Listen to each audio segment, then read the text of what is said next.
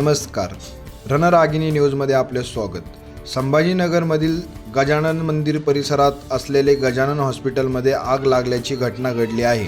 प्राथमिक माहितीनुसार दुसऱ्या मजल्यावरील AC रूममध्ये ठिणगी उडाल्यामुळे आग लागली.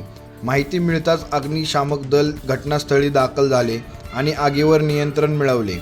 खबरदारीचा उपाय म्हणून दुसऱ्या मजल्यावरील रुग्णांना तत्काळ सुरक्षित तळी हलवण्यात आले. सदैवाने कोणतीही जीवितहानी झालेली नाही. यापुढे तपास सुरू आहे.